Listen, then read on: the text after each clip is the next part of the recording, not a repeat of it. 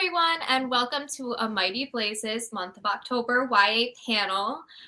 This week, in honor of Halloween coming up, we have with us some amazing up-and-coming horror authors from the YA genre. So, please join me in welcoming with me Leonie Kocher, Shannon Schuren, and Sara Walters. Thank you guys so much for being here. Thank you. Thanks for having us. We are going to start off just with some short introductions. I'll let you introduce yourselves and your books, and if you can just give us a little elevator pitch on what it's about. We can start with you, Leonie. All right. Hello, everyone. Happy Wednesday. My name is Leonie Kocher. I write young adult thrillers as Rektok Ross. It's my pen name. My book, Ski Weekend, just came out yesterday. Woo! It's very exciting. Very exciting. And it was basically pitched as The Breakfast Club meets Alive. So 6 teenagers, 1 dog on a ski trip to the Sierra Nevada mountains get stranded. So in a nutshell, quick. Awesome. Shannon, what about you? I'm Shannon Schuren. My book is Where Echoes Lie, and it comes out on November 2nd, so next Tuesday. And I like to say it's a ghost story about how and why we tell ghost stories. So my main character is a teenage girl who grew up in a small town that has a famous urban legend. And everyone sort of has their own version of this ghost bride story. And she doesn't believe any of it until she meets the ghost bride. So. Sara, go ahead. Hi, I'm Sara Walters. My debut novel, The Violent Season, came out on October 5th. Super exciting stuff. Mine actually also centers around a small town with a female protagonist with an urban legend, but it's more of an urban legend that she believes and she's trying to prove is correct as sort of a reason why people are always doing bad things to each other every November in her small town. It sounds amazing. I'm so excited to read all of your books. I'm a huge horror fan, so this is very exciting to me.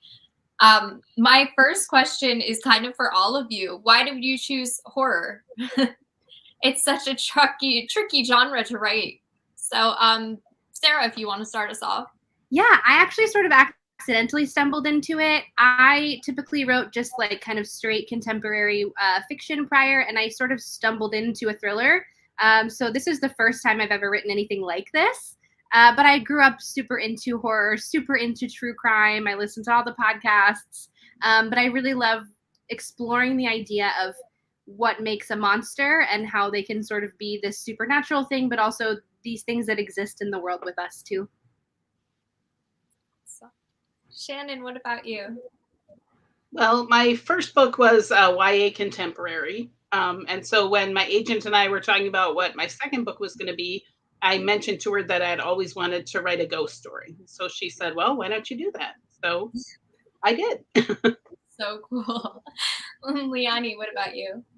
Yeah, so I am an 80s baby. So I grew up 80s and 90s. I am just a horror fanatic. I love it. Scream's one of my favorite movies ever. So give me 90s horror any day of the week and I will love you. And it's so funny listening to everyone because I actually self-published a book before Ski Weekend a long time ago, and it was a YA contemporary as well. So it's so funny that it seems like we all kind of started there, but my heart has always been horror. I love both horror and romance are kind of my absolute 2 favorite genres. And I think it's because the emotions are so high. They're so peak in both romance and horror. And I love unpacking all of that emotional goodness. And I love horror and I just think it's such a fun genre to write. That's so interesting you said that because I love romance and horror too. And they're so different. You think they're opposites in many ways.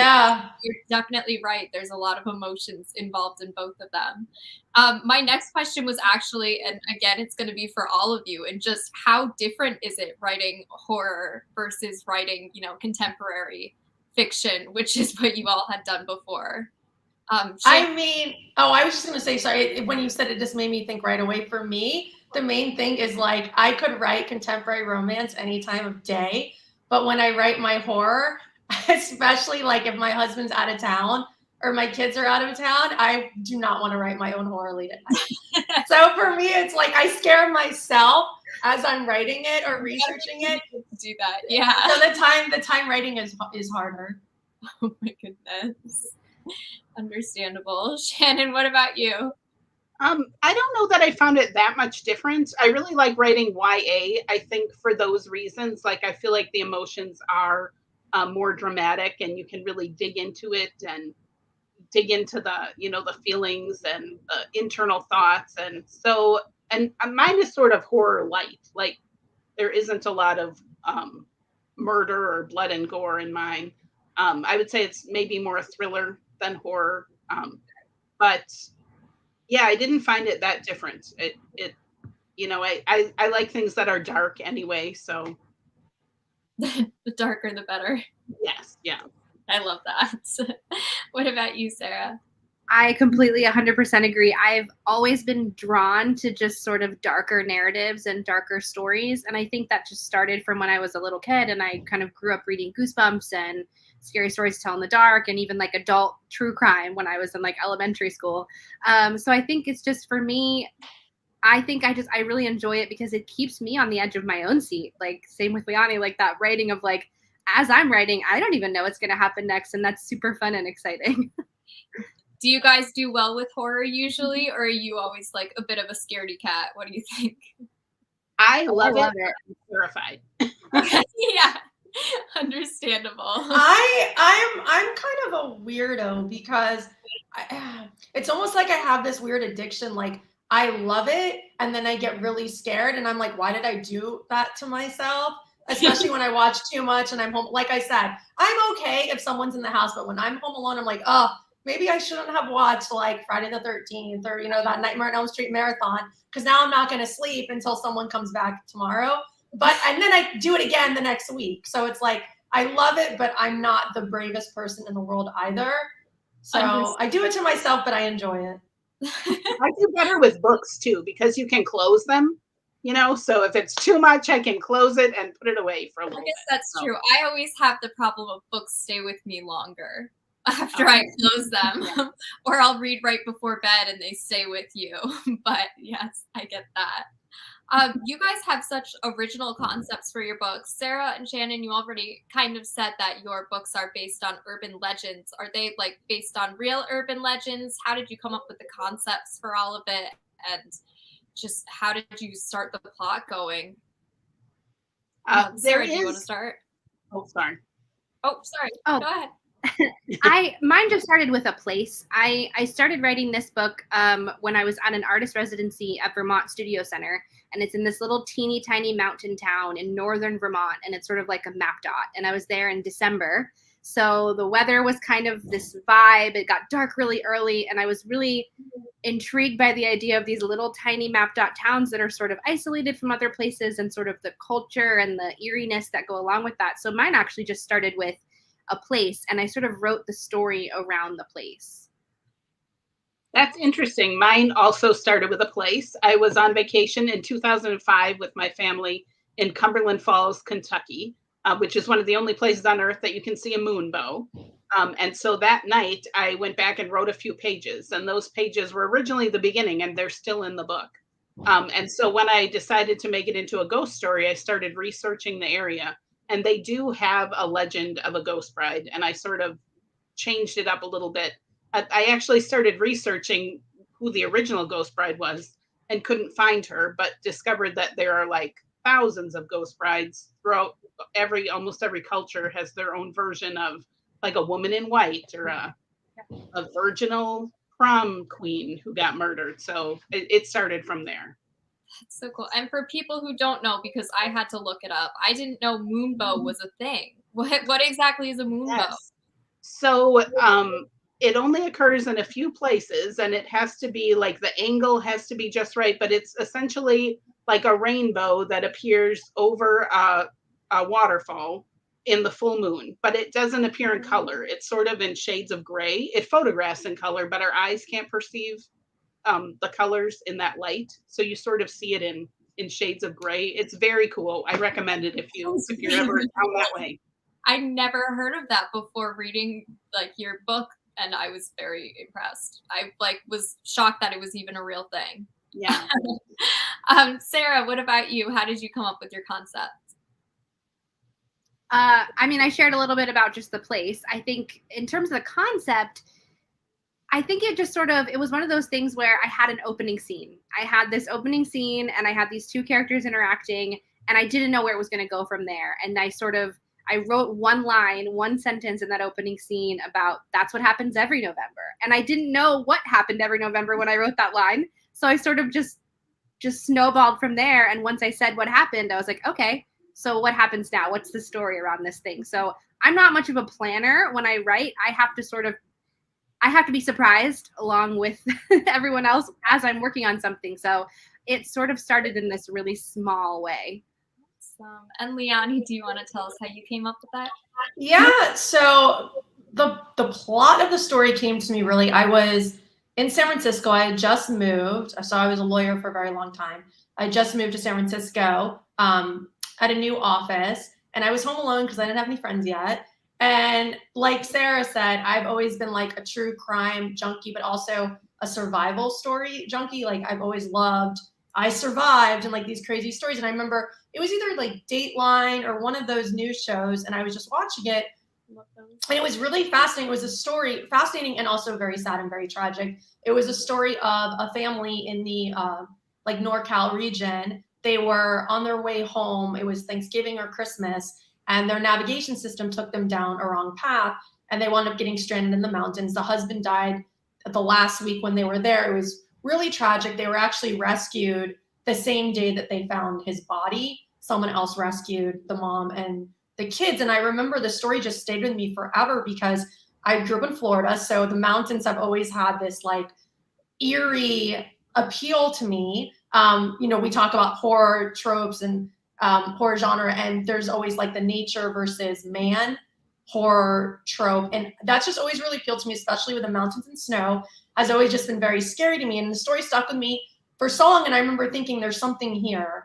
As humans, we always become so reliant on the creature comforts we have. Like I'm sitting in a hotel room now, and everything here is taken care of. I have indoor plumbing and air and electricity and Wi-Fi and all of that we quickly forget when you're out in the wilderness. You don't have any of that. And as human beings, we can quickly succumb to nature. I mean, nature doesn't have rules. Nature doesn't care. Nature can kill you in minutes. And I just loved the idea and the concept of that. And that's really kind of how the idea for Ski Weekend was born. So cool. Actually, I was going to ask you about, there's so many different tropes in the horror genre. Were there any that you were really interested in and wanted to include? Liani, I know you already said that. Or were there any that you definitely wanted to avoid? What do you think? I love tropes. I wanted to include all of them. That's why I love Scream. I love meta horror, really smart horror that's self-referential. And so for me, I threw a bunch of them in. And it's really funny. I've been getting reviews where people have recognized all the little Easter eggs I've left. Like there's references to the slasher and Friday the 13th. And I Know What You Did Last Summer with the Hook Man. So I love all of them. Give me all the tropes. I'll put them all in my books. That's awesome. I want to read it and see all the little Easter eggs that you put in there. Sarah, what about you? The only one that I'm thinking of that I really used a lot without giving too much away is the idea of kind of forgetting something that happened, something like the way that our minds can repress a really bad memory and sort of the way things come back in fragments, and sort of having an unreliable narrator kind of recounting something that they don't fully remember. So that was sort of the one that I went with, was that sort of fragmented memory of something bad that took place.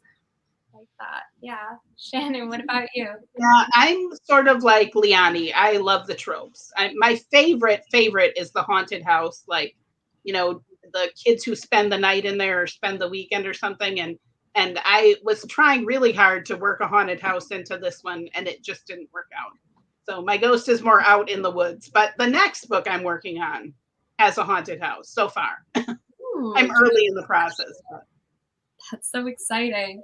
We actually have an audience question. Someone's asking, what's the difference between thriller, horror, and mystery? Do you guys know or have any ideas on that one? I mean, I think it's in the eye of the beholder, personally. So I've followed kind of the horror genre for a really long time. I've read a lot about it. It's actually Grady Hendrix wrote a really incredible book, Paperbacks from Hell, where I can't believe I'm forgetting his co-author's name, and I feel terrible. He's a great guy too, but they go through a discussion of kind of like the development of horror through the ages, and it's really interesting. I mean, I think everyone has a different opinion on it. My personal opinion is I think that it was really the commercialization of horror kind of created thriller to make it more palatable. A lot of people think I hate horror, I don't like horror. And so I think, like Silence of the Lambs, some people call it a thriller. I would say that it's horror. Same with Get Out. Some people call it a thriller. I would say it's horror. So a mystery, I don't know. Maybe Sarah and Shannon can talk about mystery. That's really, I don't know much about mystery, but horror and thriller, I really think they're either very close cousins or they're the same, depending who you're talking to. Other than if you're talking about like something very, very gory, maybe that's like a very dark horror. And I don't know that anyone would call that a thriller. That would be my first thought, is gore level. Yeah. Body count, What do maybe. you guys think? You have any ideas on that one, Shannon? I was just thinking maybe body count. Like if there's a lot of death, maybe it's horror versus, I call mine horror light or thriller because there isn't, mainly because there isn't a big body count, a high body count. So, but yeah, I agree with Leonie. I think they're very closely linked, if not the same thing. And it really is based on who's reading and what they think. That's great. Yeah, I think so too. I think for me, the way that I would differentiate it, like if I was going to pick up a book to read or watch a movie, I would probably think of it in terms of like, is it kind of gory? Does it have that physical aspect that horror kind of has? Like there's also a different level, I think, of immediacy and tension between the two. Like I can read a thriller that's a really slow burn. Whereas horror, I might see as something that might move a little faster and have like that sort of forward momentum in a different way. But yeah, I think I agree with Lonnie. It's definitely from person to person, they'd have a different view of what it could be. I think there's also so many subgenres of horror, right? Like psychological, supernatural, they all like fall into different things. So it's definitely a wide umbrella.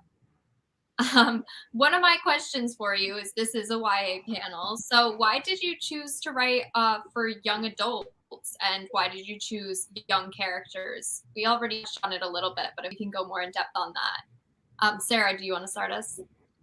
Yeah, I have loved the YA genre. I mean, obviously I read it growing up, but I also, when I got into my MFA, I have my MFA in creative writing and my PhD in literacy, and I studied children's and young adult literature in my PhD. So something that I worked a lot with teachers who were teaching, middle school to high school. And what I noticed, I did a lot of research and work on books that got banned and challenged. They were frequently YA. I mean, you can look at the history of banned books and see that they're typically books marketed to young people or who feature young characters. And I think one of the things that I struggle with to get across to people is that we don't have to pander to young people.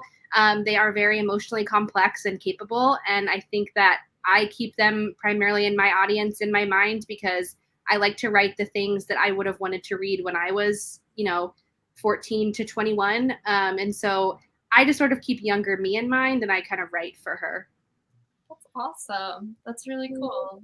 Shannon, I know you were a librarian, right? Yes. Yeah. So you kind of had. I was a preschool teacher. Oh, wow. Okay, like me. Yes.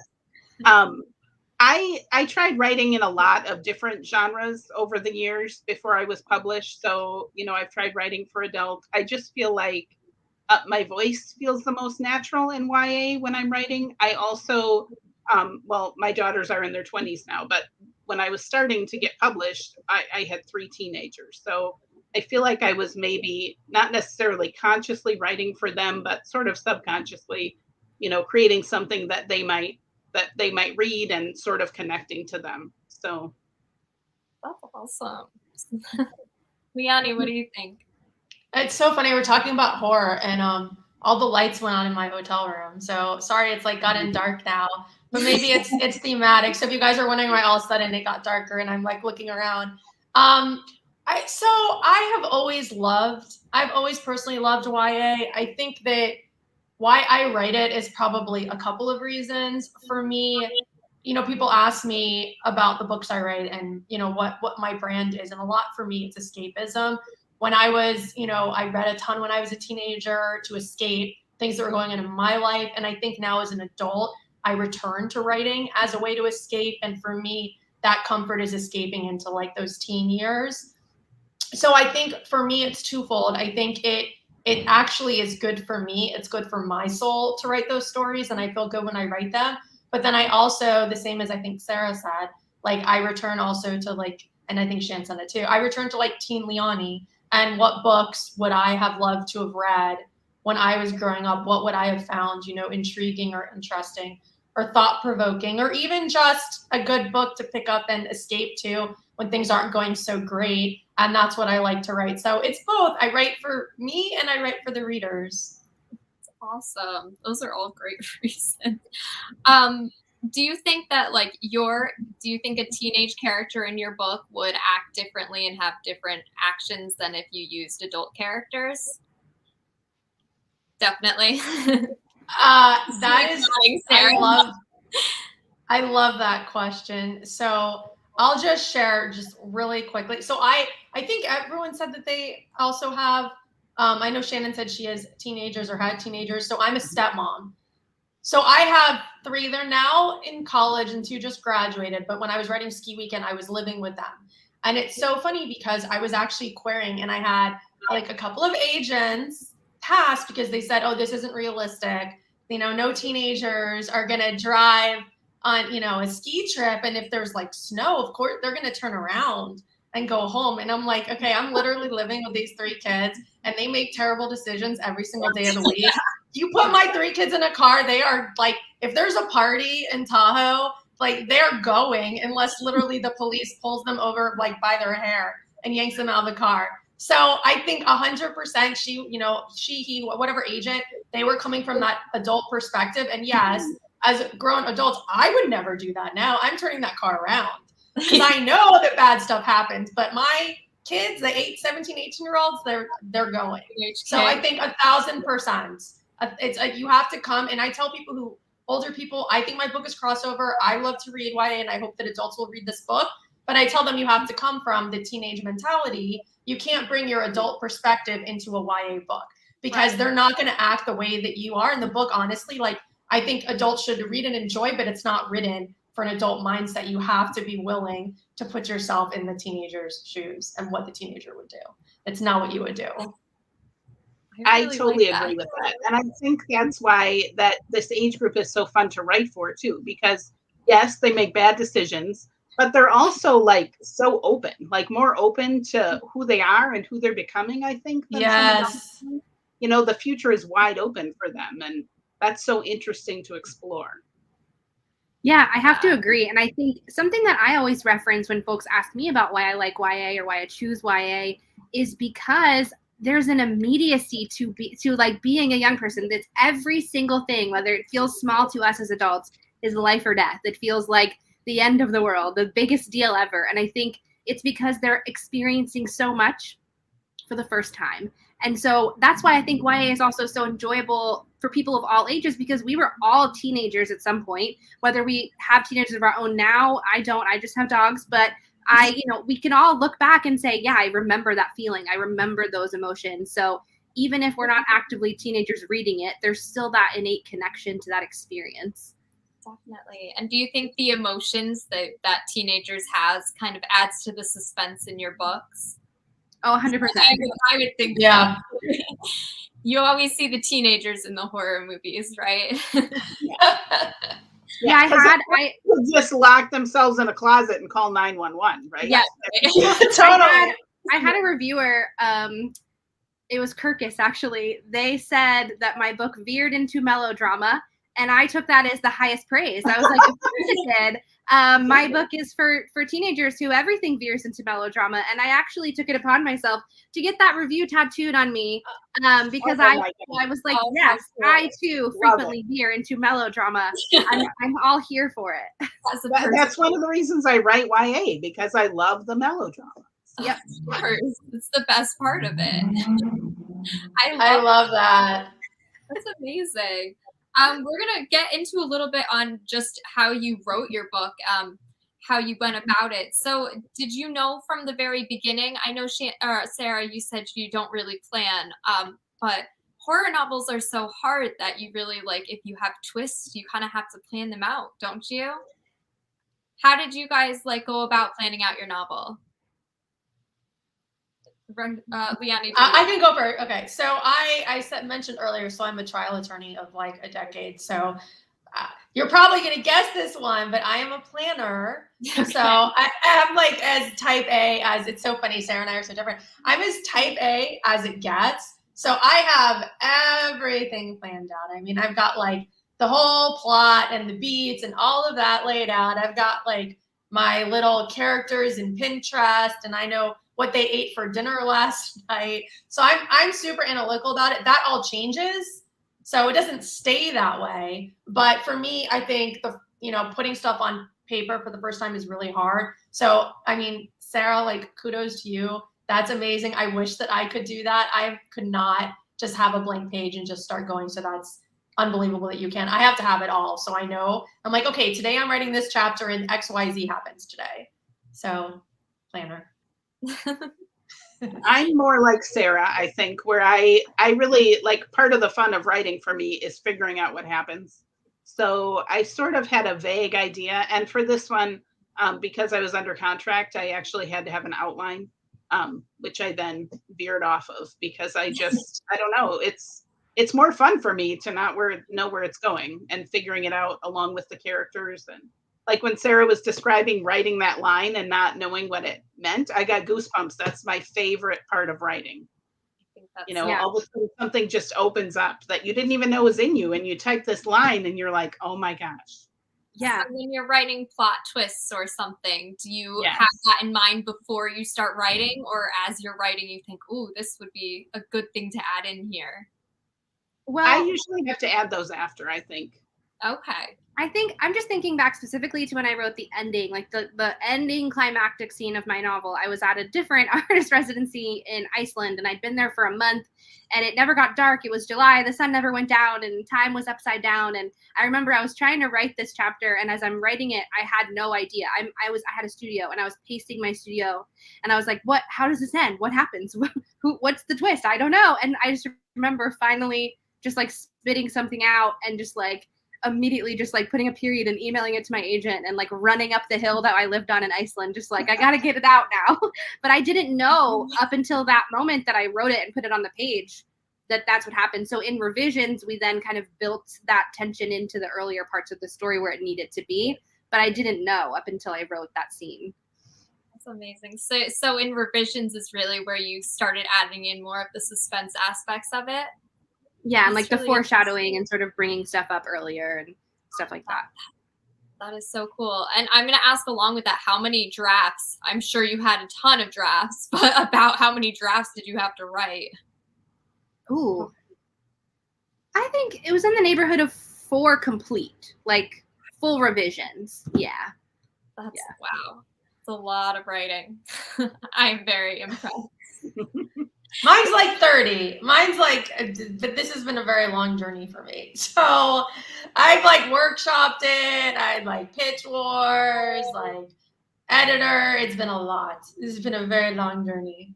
But hopefully the one I'm working on now will be a lot quicker, the next one. I'm sure it will. Whiskey Weekend, which is going to be a hit. It's definitely going to be quicker. I hope so. Shannon, what about you? Did you have to rewrite it a bunch? I did, yeah. I usually do. I love my editor. She's great. She's really good, though, at saying, like, this isn't working. And so then I've got to take it and then just pull the whole thing apart and try to put it back together. So there were probably like 3, like I wrote it 3 full times, and then a lot of different, like, I don't know if they were full revisions in between there, but, chapters that got taken out and other stuff that got put in. Yeah, it's a long process. Yeah, it sounds like it. It sounds intense. One of the other questions that I had actually are like, what are some good tricks to writing good horror novels? Do you have any ideas, tricks, or tips to share with us? I don't know. Mine's kind of a preference thing. So I was asked this recently in an interview that I did for an online magazine, and they asked me if I listened to music when I wrote. And I know that a lot of writers are super polarized on like whether they can have something playing when they're writing. For me, it's an absolute must. There is a soundtrack to everything I write, and it shapes everything I write. So people who read my book will notice I reference music a lot and specific artists and songs. I keep getting called out to how much I reference Taylor Swift, but that's fine. It's allowed. That was amazing. You need and so I listen to the music I listen to affects my mood and the vibe and the aesthetic. So if you are trying to get into a certain mindset to write a certain scene or to kind of get that feeling out, something I always recommend is either reading something in the same vein prior to watching some kind of TV show or movie that gets you in that place, or listening to music that like gets your brain into that like vibe that you want to get into, that space that you need to get into. That's great. I'm just I love that. listening to Taylor Swift while writing a horror novel, and I kind of love that. What about you, Shannon? Do you have anything? I do make a playlist as well. So I've got it on my Amazon Alexa, and she plays it for me. So I have to listen to it while but only that. I can't listen to other music. It's just the playlist, the set playlist. Yeah. Cool. And Liani?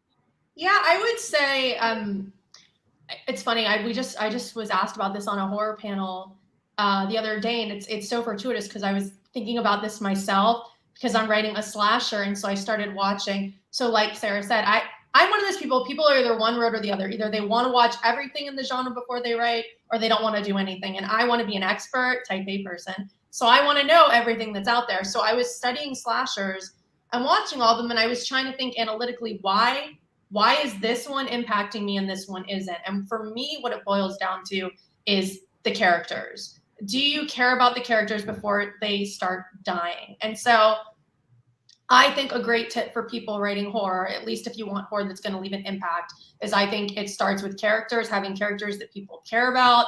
Because if you're just killing people and everything's bloody and whatever, it's like, who cares? That's great, but like no one's going to remember that book.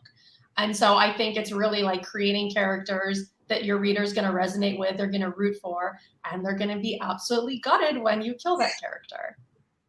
And that was actually going to be one of my next questions is it hard developing these characters that you get attached to knowing what's going to happen? Yes, it sucks. But it's fun. It's fun though. We do it to ourselves. But it is sad. You take yourself on that roller coaster. We actually have another question from the audience asking, how do you decide if your material is too dark, or who makes that decision? Let's see. Shannon, do you want to start us off? Oh, Sarah, go ahead. I can speak to my very first draft of The Violent Season was significantly darker than the book that you will read. And I think what had to happen was it wasn't a matter of my editor saying this is too dark. It was a matter of deciding like what makes sense for kind of the messaging, the overall story. If you have to kind of pick and choose, like, am I doing this to a point where it's kind of gratuitous and it doesn't really fit? Or am I doing this because it actually adds to that tension? It adds to what's happening. It adds to that connection with the characters, like Liani said. So there were certain scenes that I felt like were really important to be super hard hitting and dark. And then I in revisions and kind of talking that through, I was like, well, do I really need to go that far to get the same impact? But I also make sure I question why I make those choices. Like, am I pulling back because I'm worried about how people will perceive it or experience it, or am I pulling back because I need to pull back? I see. Yeah, I don't know that there's a definition of anything too dark. I mean, I agree with Sarah. I think it depends on whether it works for the story that you're trying to tell. Definitely. It's so funny when Sarah was talking, I'm nodding my head because everything you said, I resonate with so much. It's hilarious because mine was the opposite end. My original ending was actually like lighter than I think. Like, if I wanted to end on a lighter note, like there's a lot of really horrible things in the world. I like the stories where there's like one or two, survivors and they run off to the whatever. And I have my editors. I'm like obsessed with her. She's amazing. She's incredibly talented, but she's ruthless. And she was like, this ending, it's not like, you're not writing a soap opera, like a teeny bopper. This is like a survival story and your ending doesn't fit. So that's why, like when Sarah's saying that, I'm nodding my head because I agree. I think the darkness of the story has to fit thematically what you're doing, the messaging, whatever. And that's really relayed by the story. And for me, my ending wasn't dark enough. So I had to go darker. But it's a really interesting question in YA. And yeah, I mean, I everything these women are saying, I totally agree with. I think it's really based on the story that you're telling. Awesome. Oh, I did have a specific question for Shannon because I was reading on your website, which everyone should check out these authors' websites. They're all amazing. And you mentioned that you had your own paranormal experience. I did. So I would love to hear about this. Okay. Well, there was a place where I was working prior to being at the library, and I was using the venue for a slumber party for my daughter, who was turning maybe 8 at the time, 8 or 9. And so we had a sleepover, and it was myself and my sister-in-law staying in this building that was originally a school building in the 1800s, like built in this tiny town in the 1800s. And so in the middle of the night, I woke up feeling like just the sense of dread, and I didn't know where it came from. And I had to go to the bathroom, and I was like, do I have and lights were on and everything. I mean, and I'm an adult, but for some reason I was just terrified. And I was like, you know what? I'm not going to get up. I'm just going to hold it. And I was laying there, and all of a sudden I heard a woman scream. And so then I was terrified, but I was thinking, like, I'm the adult here. I have to make sure these kids are safe. And also, like, maybe I imagined it. And my sister-in-law, who was staying with me, then grabbed my arm and said, "Did you hear that?" So she heard it too. So we got up and looked around. There was nothing there. We searched like the building and one of the rooms, didn't find anything, left a bunch of lights on, went back to bed. In the morning, we went back into one of those rooms, and all of the drawers in the desk were pulled open, which they had not been the night before. So we got everybody out and left. And we actually did hire some paranormal investigators to come in after that. Wow. And they recorded some audio, some EVPs. Did you use any of the details from that in your actual book? Or did you take some knowledge from there? No, none of that is in there. I actually, when I started writing, I really wanted to write like about a haunted house and some ghost hunters, and it sort of veered in a different direction. The next one. That is so cool. It's so cool. What about you guys? Did Liani and Sarah, did either of you use anything from like your personal life, or have you ever had any paranormal experiences that you want? I've never, thank God, I've never had. I'm like getting chills just hearing your story. I would never sleep if that actually happened to me. So no, please, that has not happened, and I hope it never happens.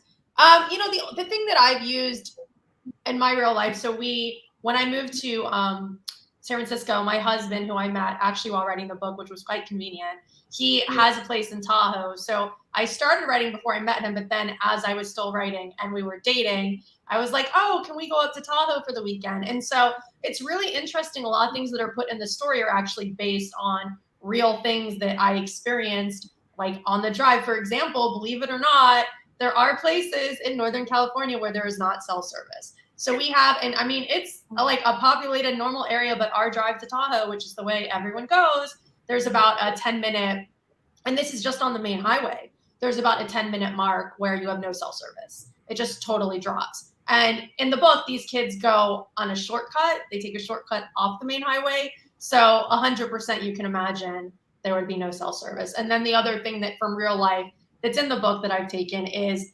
I can't believe this as a Florida girl, like this shocked me when I saw it on the Dateline, and it's also real. I now can confirm in Tahoe, there are many roads over here where they are entirely passable in the summer. You can drive your car, you can do whatever you want in the summer.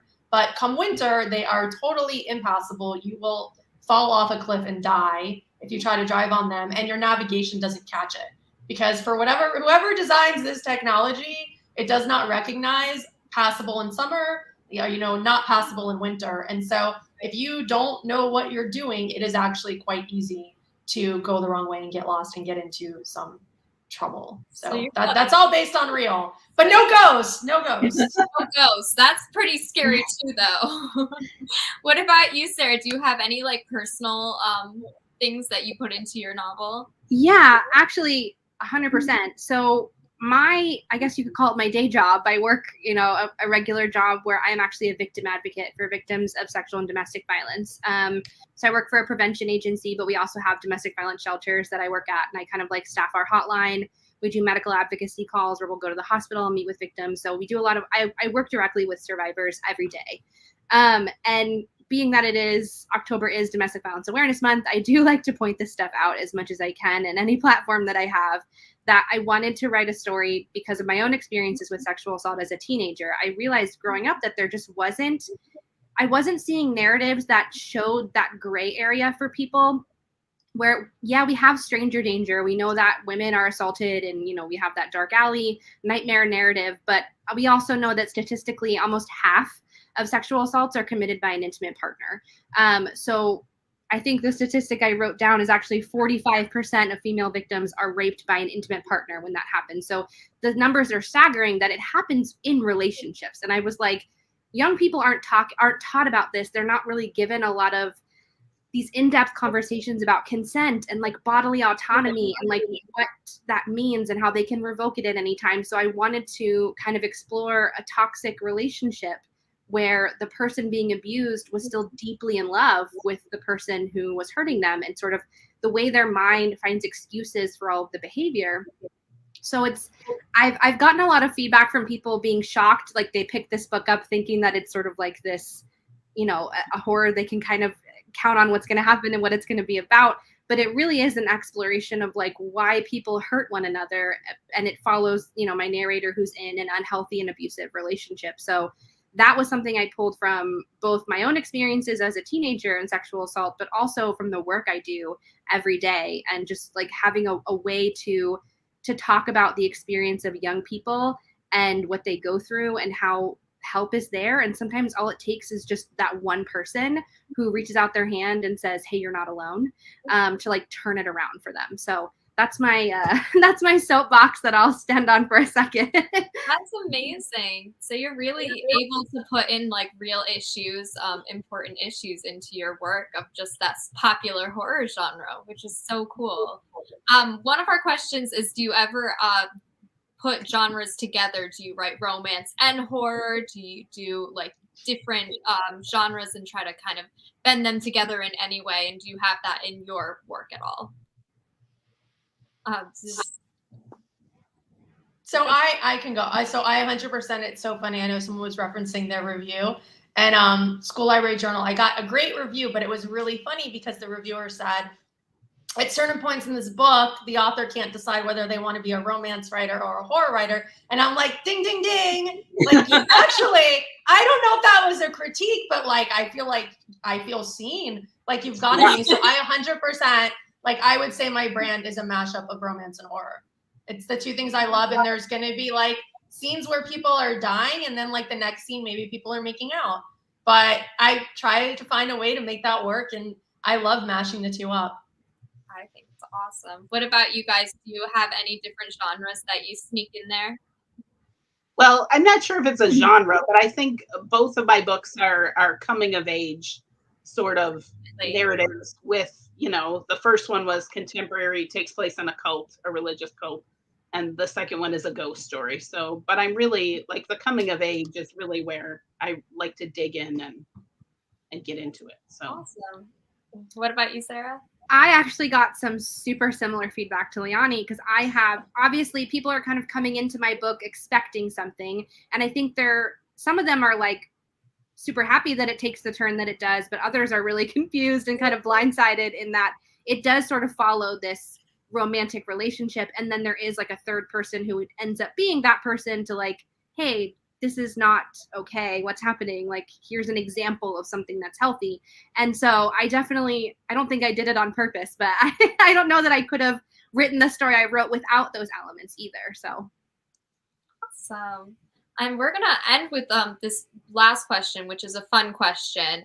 Do you have any specific inspirations or favorite movies, I know we talked about this a little bit, that you just really love for the horror genre that you recommend everyone go see? I don't know if it's horror, but I love The Invitation. It was on Netflix for a while. That's a good one. That has a turn, like it's a slow burn, and then it takes a turn halfway through that. Like every time I watch it, I'm like, oh my God. Really good one, yeah. Yeah. What about you, Sarah? I love anything dark and atmospheric. And I'm thinking of, I mean, this isn't horror either, but it has that same, I think, like, I watched Ozark, the show on Netflix, and like that so deeply embedded in a place and like this darkness. So I love that. But the other vibe that I tend to tap into, especially in my second book that I'm writing right now, is actually the show Euphoria on HBO. I'm also not horror, but I do love a good slasher. I love old school 80s and 90s horror, just like Leonie. Huge Scream fan. That was the first horror movie I ever saw. So I definitely love those tropes. I love those stories. I love the ones that have some predictability to a point, because it's still super fun to watch that stuff. Right, definitely. Leonie, what about you? I mean, I like, how long do we have? I know. I'm like I said in the beginning, I'm a horror freak. I love it. Definitely Scream. I think every person in the world should watch Scream. It's just, I wrote a whole op-ed about it. I just think it's so fantastic. Wes Craven is a genius that I know a lot of people appreciate him, but I still think he's underappreciated. I will add Nightmare on Elm Street as well, is just such an intelligent, scary as anything, but super incredibly smart film. Get Out. I love Jordan Peele. I think he is doing some amazing things in storytelling. Jason Blum. I was just having a conversation about him the other night with a friend. I think he thinks I'm like his number one stalker, because I like retweet everything that he tweets. I just think he is a genius. I love what he's doing for horror. He's completely transforming it. I mean, he's killing it. He's got stuff in the movie theater, on Hulu, on Amazon. I think he's a genius. And then I really like what was going on with Midnight Mass. I have to admit, I didn't enjoy it at first. I was like, this is so slow. And he's redoing a Christopher Pike book, who is like my number one favorite 90s writer. He's actually making Midnight Club for Netflix. So I watched it because I wanted to see how he was as a filmmaker. I didn't enjoy it as much the first time. And then I started talking to people about it. And that we had this whole really in-depth conversation, and it made me appreciate how wonderful it was, because it's a very slow burn story. So I'm blanking on the filmmaker's name. He's got a bunch of stuff on Netflix. I would say he's also doing some really incredible things, and really good for people who might think that they don't necessarily like horror. And then really, of course, anything Stephen King, the books or the movies. Movies aren't that great, but the stories are still really good.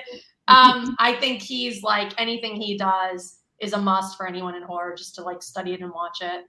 And I'll shut myself up now, because Mike Flanagan. Thank you, Sharon. Yes. That's my agent. Yes. That's my agent. She's so beautiful and wonderful. Thank you. I can't believe I was blanking on it, because I think he's doing some really cool stuff, and I'm really excited for the Midnight Club. He did The Haunting of Hill House too, right? Yeah, I haven't seen it though. Yeah. Oh, and the other one. Also Bly Manor. Yes. So yes, good. he did this. So good. Well, to all of our viewers, you now have a huge list of horror movies to watch for this Halloween weekend. But more DM me anytime too at Rektok Ross, and I will give you all the recs, and we can talk about it. I could do this forever. But more importantly, we have 3 amazing new horror novels. So everyone check out The Violet Season, Ski Weekend, and Where Echoes Lie. Where Echoes Lie, I believe, is coming out, you said Tuesday? Yep, Tuesday. Yes. The other 2 are already out, so please check them out. Thank you so much, guys, for being on here today and speaking with us. And if you like this panel, please come back and join us for the next panel in November. Thank you all again. This was so fun.